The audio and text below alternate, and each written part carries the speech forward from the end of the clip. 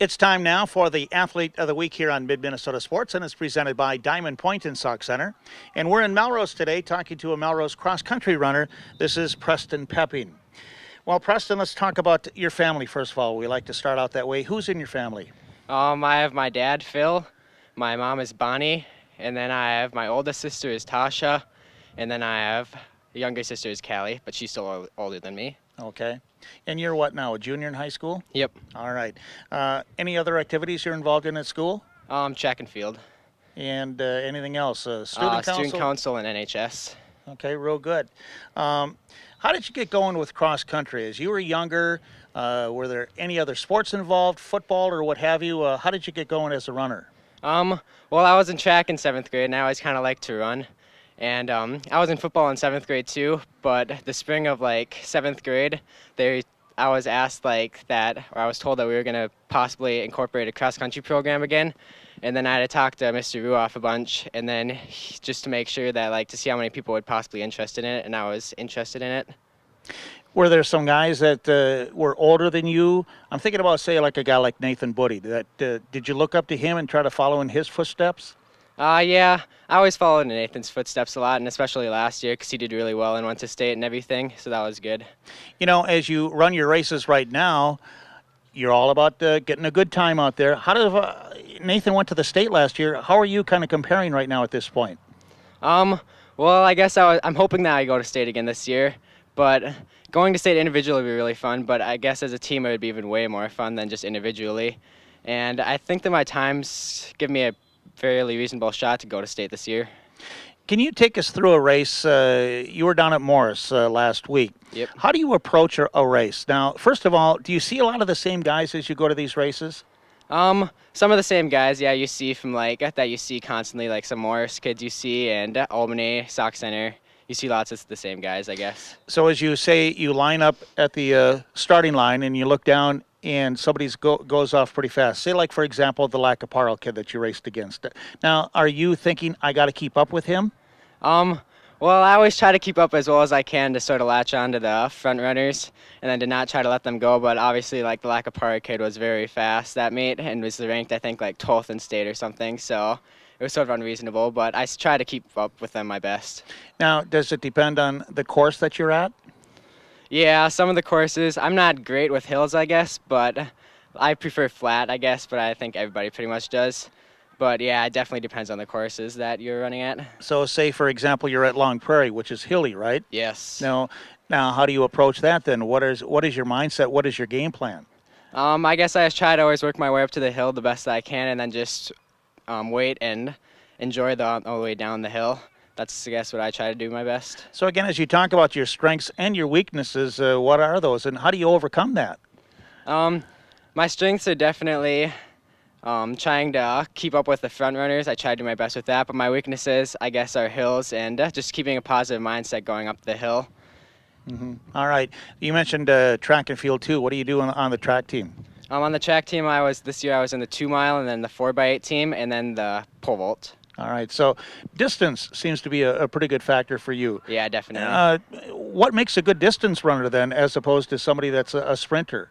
I think just pacing yourself definitely makes a big part of it, and distance runners just seem to genuinely have a better distance running kind of attitude, and they run not as much on their toes, but more on their heels or their feet a little bit more. And pole vaulting too. How did you get going with that, and just how is that going for you? Pole vaulting I'm okay at. I'm not great at it. I guess it's hard to always go into it and knowing that you have to sprint your fullest for about 50 meters before you, or not quite 50, but 30 meters or so going into the pole vaulting area. That's always definitely a different kind of mindset and game that you have to go into. One thing I noticed too about the cross-country team, everybody seems to get along pretty well, from the older kids to the younger kids. Can you take us through a typical day? Say you're going to a meet, you set up your camp and all that kind of stuff. What is a day like? Well, I guess on our team we always try to joke around a lot, and we always try to have fun the best that we can, which I think is really good. And we always seem to get along pretty well on our team, and I like that a lot. It's just really fun to be on. And what could you say, too, about your coaches? Well, Braver's a really good coach, and so is Schaefer. Braver's more of your head coach type of feel guy, and Schaefer's more of your, friend coach, I guess, that I would think of. And they challenge you enough? Yeah, they both challenge. Okay. Enough. Right. Nothing you can't handle, right? Yeah. All right. We've got some questions that I'd just like to ask to get to know you just a little bit better, okay? You ready? Yep. All right. So if I put on your headset, are you much of a music guy? I listen to a little bit of music, but I'm not a huge music guy now. Okay, so what do you listen to? I'd say, I guess it kind of switches. Like sometimes it's more classic rock kind of feel, but then other times it's more like today's hits. Okay. All right. So as you go along then too, what else also keeps you busy? What kind of fun do you have? Well, I really enjoy like boating in the summer, boating and tubing and all of that stuff. And I don't go often, but like downhill skiing I like to do just as for fun. It's fun to do. In the winter, just like anything, I guess, sledding. I like all that stuff. Good. It's Where do fun. you skiing? I guess so far I went one time. It was south of the city somewhere. I went with one of my sisters, and then a different time, and then Andes, because field trips, middle school field trips. We always went to Andes in Alexandria. Okay. Can you cook anything? I like to try to grill sometimes, and burgers. I like burgers and lots of those grilled foods, steaks. I guess. That's good. Can you mention some of the people that you hang out with?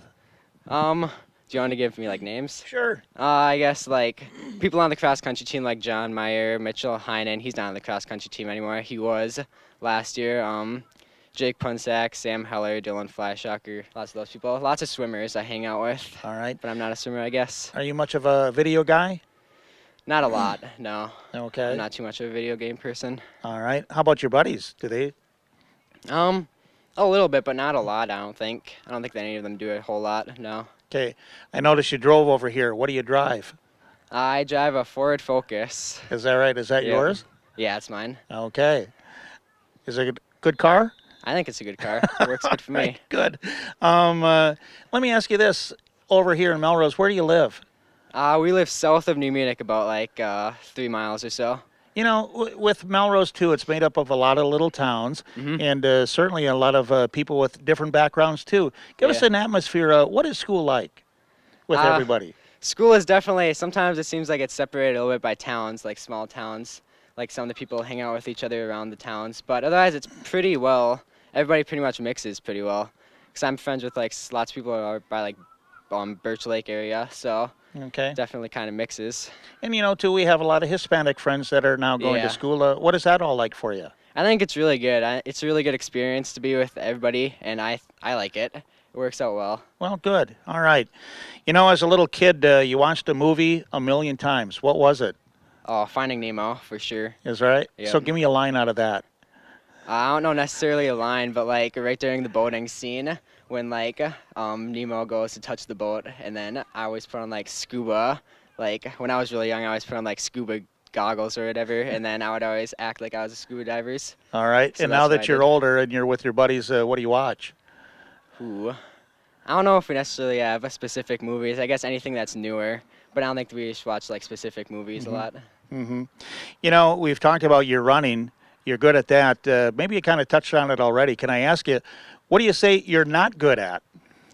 I'm not very good at swimming because I'm not good at like pacing myself on the breathing at all. Because I kind of like, that's why I like running, I guess, probably, because I just like to breathe as much as I can.